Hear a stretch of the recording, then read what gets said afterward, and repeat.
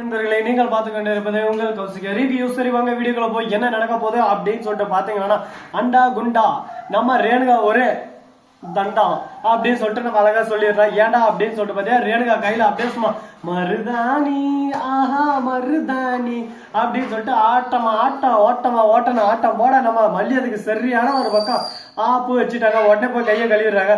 இதுக்குதான் சொல்றது ரொம்ப ஆடக்கூடாதுன்னு சொல்லிட்டு அப்படின்னு சொல்லிட்டு காலையில நம்ம ரேணுகா தூங்கி எழுந்து வராங்க. மல்லி கை ஃபுல்லா பார்த்தா மருதாணி வந்து கையை கழுவுறாங்க. கையெல்லாம் சிவந்துட்டு இருக்கு ஒரு பக்கம். உடனே பாக்கணுமே நம்ம ரேணுகா சொல்ற குட்டு குட்டு குட்டு குட்டுன்னு ஓடிடுறா. என்ன மல்லி கையெல்லாம் மருதாணி? ஓ நைட்டு எனக்கு விஜய் வச்சு விட்டாரு, உனக்கு வச்சு விடல, அந்த இதெல்லாம் கஷ்டத்துல நீயே போய் வச்சுக்கிட்டியா? நான் எங்க வச்சுக்கிட்டேன், நானே இப்பதான் பாக்குறேன். தூங்கி வந்து பார்த்தா திடீர்னு என் கையெல்லாம் மருதானியா இருக்கு அப்படின்னு சொல்லிட்டு மல்லி சொல்ல அதை கேட்டு ஷாக் ஆயிட்டு, ஐயோ அது அவன் தான், அது அவனே தான், அவனோட வேலை தான்டா அவனோட வேலை தான்டா அப்படின்னு சொல்லிட்டு அப்பதான் தெரிய வருது.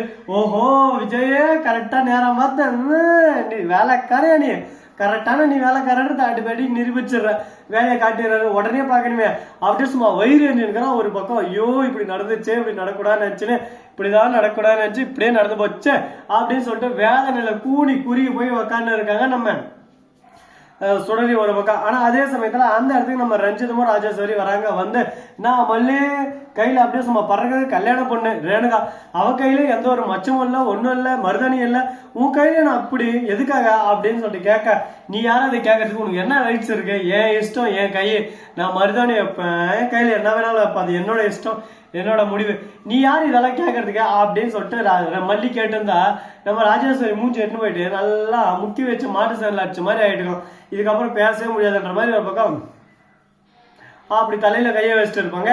சரி அவங்கள பத்தி பேசி என்ன நடக்க போகுது, நமக்கு எதனா யூஸ் இருக்கா அப்படின்னு சொல்லிட்டு பாத்தியா, அவங்கள பத்தி ஒண்ணும் இல்லைங்க. நம்ம தலைவர் கதிரேசன் வராரு. வந்து விஜய் மாப்பிள்ள இப்போ வரும் வெள்ளிக்கிழமை உனக்கும் ரேணுகாவுக்கும் கல்யாணம் வச்சிடலாம் அப்படின்னு சொல்லிட்டு பேசுறாங்க. கல்யாணமா? நான் சொன்னேன்னா அதுக்கு நான் ஓகே சொன்னேன்னா, எனக்கு இந்த கல்யாணத்துல எந்த ஒரு உடன்பாடும் இல்லை. மல்லி நான் என்னோட பொண்ணு அவ்வளவுதான், உங்க பொண்ணை நீங்க உங்க கூட வச்சுக்கோங்க, அவ பண்ற வேலை எதுவுமே எங்களுக்கு செட் ஆகல, என் பொண்ணை ரொம்பவே ஆட் பண்ண இருக்கா அப்படின்னு சொல்லிட்டு சொல்ல, என்ன பேசுறது ஏது பேசுறதுன்னு சொல்லிட்டு தெரியாம, என்னடாது நம்ம எந்த பக்கம் போனாலும் ஒரு பக்கம் வாராங்கல்ல குண்டை தூக்கி தலைப்பால் போற மாதிரி நம்மகிட்டே கஷ்டம் வந்துட்டு இருக்கே. கஷ்டம்னா கஷ்டம், வாழ்க்கையில ஒரு கஷ்டம் இல்ல, ரெண்டு கஷ்டம் இல்ல, வாழ்க்கையும் ஒரு பக்கம் கஷ்டமா இருக்கேன்னு சொல்லிட்டு ஃபீல் பண்ணி உட்காந்து அழுது இருக்காங்க.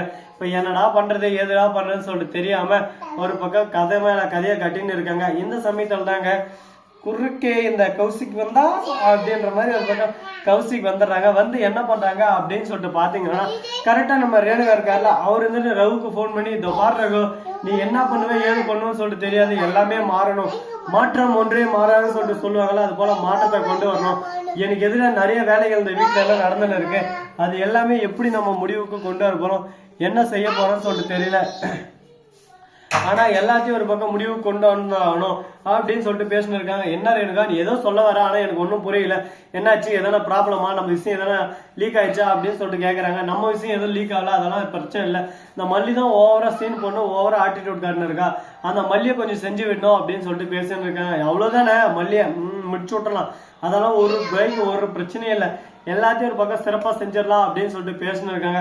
அவங்க பேசுறதை கேட்கும் போது ஒரு பக்கம் பயம் பதட்டம் எல்லாமே ஒரு பக்கம் சேர்ந்து வந்து குத்துங்க குத்துங்க குத்துங்க குத்துங்க நேரம் நல்ல நேரம் அப்படின்ற மாதிரி தான் ஒரு பக்கம் போயிட்டு இருக்கு. அதே சமயத்துல மறுபக்கம் நம்ம தலைவர் குணா போன் பண்ணி, விஜய் கன்கிராச்சுலேஷன், நம்ம ஆசைப்பட்ட மாதிரி அந்த அமௌண்ட் வந்து டிரான்சாக்சன் ஆயிடுச்சு நம்ம அக்கௌண்ட்டுக்கு, இனிமே நம்ம பிசினஸ் ஒர்க்கா ஸ்டார்ட் பண்ணலாம் அப்படின்னு சொல்லிட்டு பேசின்னு இருக்காங்க.